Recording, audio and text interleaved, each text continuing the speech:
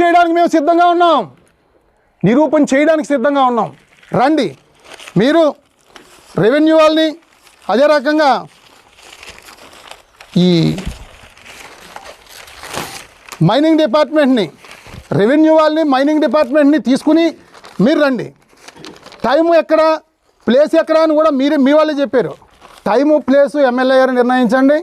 మరి mining డిపార్ట్మెంట్ని, revenue డిపార్ట్మెంట్ని తీసుకుంటారండి.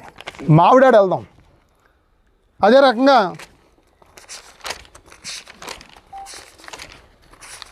పేట, మురారి, గండేపల్లి, కృష్ణవరం ఏట్లో తీసిన ఇసుక,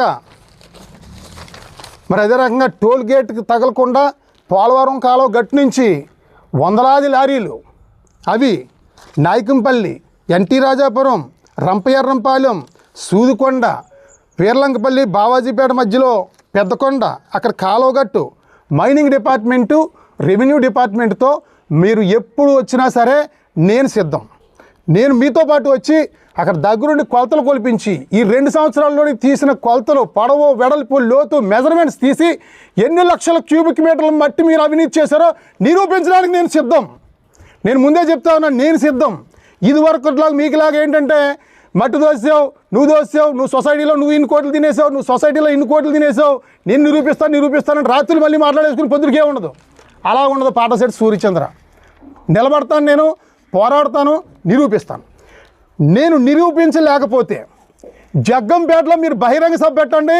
మీ కాళ్ళు పట్టుకుని, కాళ్ళు కడిగి మీకు క్షమాపణ చెప్పి మళ్ళీ నేను రాజకీయాల్లో తప్పుకుంటాను. నెహ్రూ గారు, నిరూపించలేకపోతే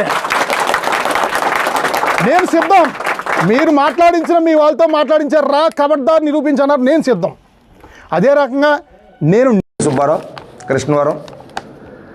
మరి మొన్న జరిగినటువంటి ప్రెస్ మీట్లో మేము చెప్పడం జరిగింది. దానికి కనీసం సమాధానం చెప్పకుండా ఆయన పాత పంతాలో వెళ్తున్నటువంటి సందర్భం.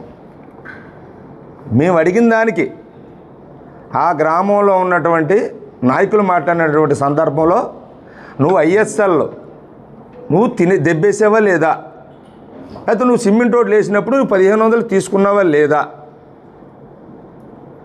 నువ్వు పెన్షన్దారుల దగ్గర 500 తీసుకున్నావా లేదా అని వాళ్ళు ఆరోపించడం జరిగింది. దానికి నువ్వు ఆ జరిగినటువంటి ప్రెస్ మీట్లో ఆ గ్రామానికి సంబంధించినటువంటి వాళ్ళు చెప్పినటువంటి అడిగినటువంటి దానికి నువ్వేమైనా సమాధానం చెప్పావో ప్రెస్ మీట్లో? చెప్పలేదు. పైగా ఎమ్మెల్యే గారు ఫోన్ చేసి ప్రెస్ మీట్లు పెట్టమంటున్నారు, అందరూ నా సోదరులే అంటున్నారు. మా నాయకుడిని అంటే మాకు కోపం వస్తుంది. ఒక మచ్చలేని నాయకుడిని నువ్వు పదే పదే మచ్చేస్తూ ఉంటే దాన్ని ఖండించవలసినటువంటి బాధ్యత మా మీద ఉంది. మాకెవరికి చెప్పక్కర్లేదు, మీకు ఖండిస్తాం.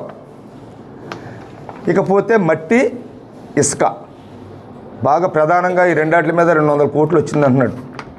దాని మీద బాగా అవగాహన ఉంది అతనికి. ఎందుకంటే గతంలో అతను లారీలు కొన్నాడు.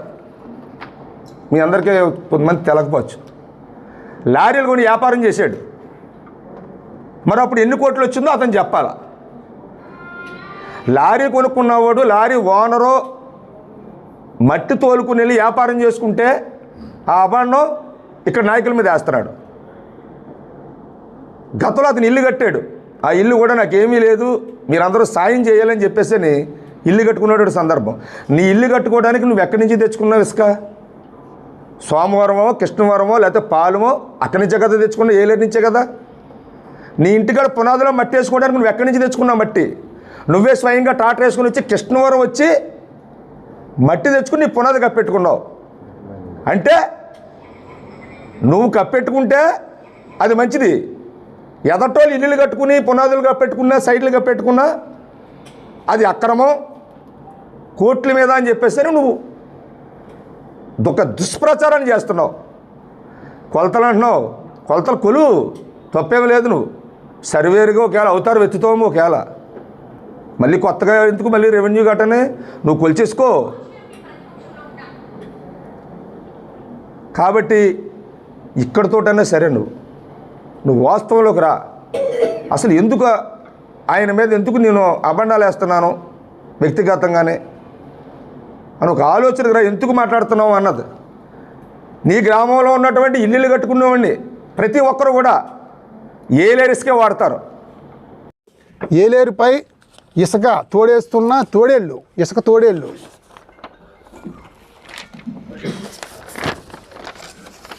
ఇసుకాసురులు, బకాసురులని ప్రతిరోజు మీరందరూ మీడియా మిత్రులందరూ పేపర్లో వేస్తున్నారు, టీవీలో వేస్తున్నారు.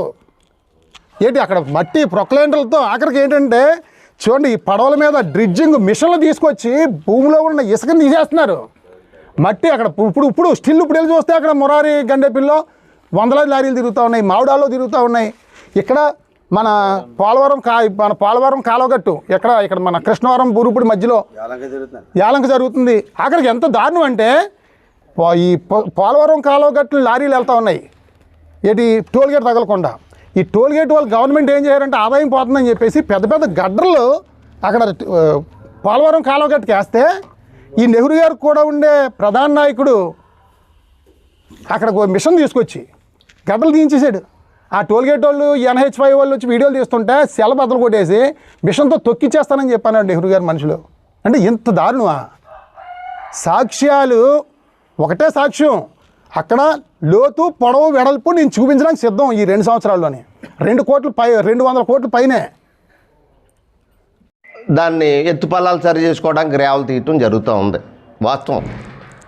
గత ప్రభుత్వంలో నేను కూడా వైసీపీలో ఉన్నా.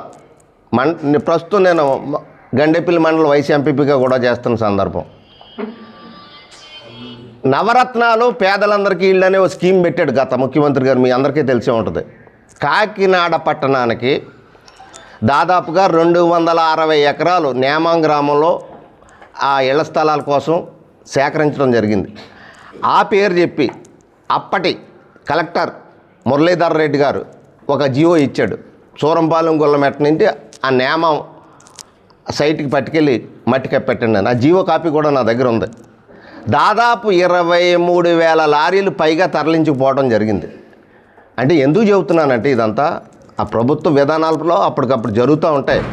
ఇప్పుడు ఆ 23,000 పైచిలుగు లారీలు ఇంకా నేను దోచుకున్న లారీలు కలిపి నెహ్రూ గారి అకౌంట్లో వేసేయమంటున్నాడు ఈ సూర్యచంద్ర గారు.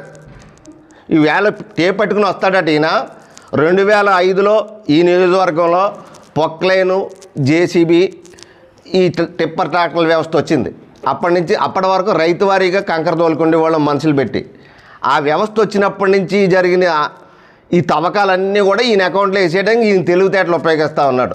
ఎందుచేత చెప్తున్నానంటే దాదాపు 23,000 లారీలు అంటే 23,000 × 16 క్యూబిక్ మీటర్లు అంత గ్రావెల్ మా గ్రామం నుంచి పోయింది. నేనే ప్రత్యక్ష సాక్షిని.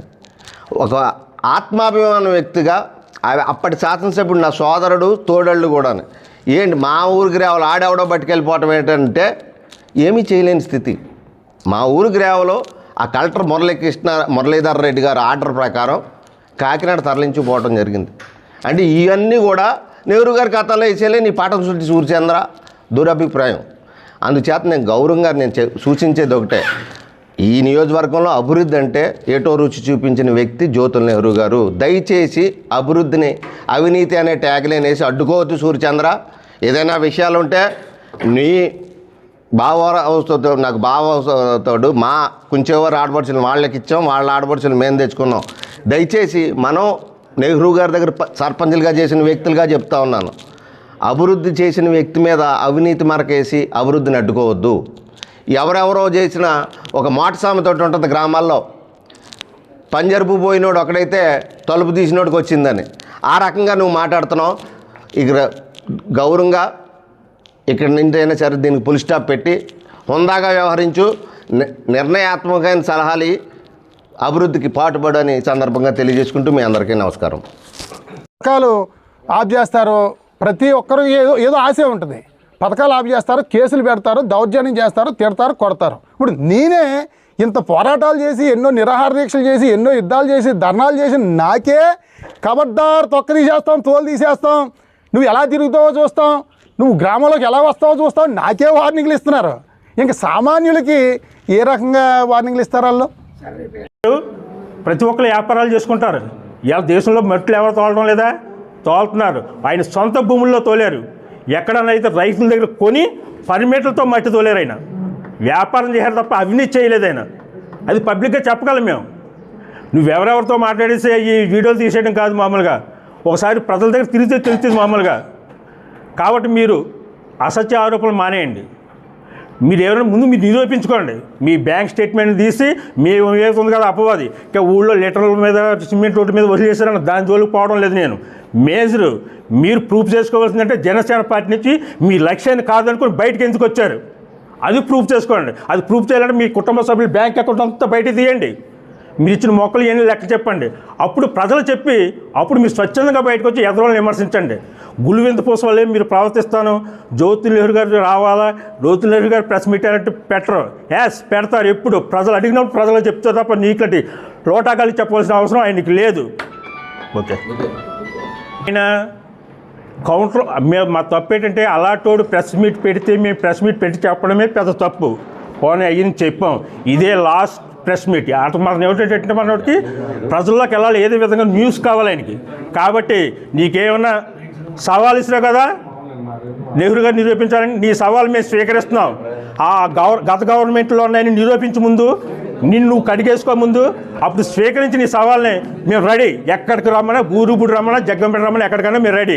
ముందు నువ్వు ఎన్ఆర్ఐలు క్లియర్ చేసుకోవాలి, గతంలో మిగతా నాయకులు దోస్తుంది కూడా క్లియర్ చేయాలి. చంద్రబాబు నాయుడు గారు చెప్పారు కదా అక్కడికి వచ్చినప్పుడు, అప్పటి నుంచి ఏం చేస్తావు? చంద్రబాబు నాయుడు గారు నన్ను చెప్పారు మంచి చేయమన్నారని చెప్పావు కదా, మరి అప్పటి నుంచి ఏం చేస్తావు? అప్పటి నుంచి గత నాయకులు చేసి నువ్వు తీయాలి కదా బయటికి. నువ్వు నిజంగా ప్రజాదరణ కాపాడాలనే వ్యక్తి అయితే ఆవేళ నుంచి బయటకు తీయాలి కదా. కాబట్టి నీకు నువ్వెన్ని ప్రెస్ మీట్లు పెట్టినా ఇదే నీకు లాస్ట్ ప్రెస్ మీట్. ఇప్పుడు దాకా పెట్టడమే ఎక్కువ.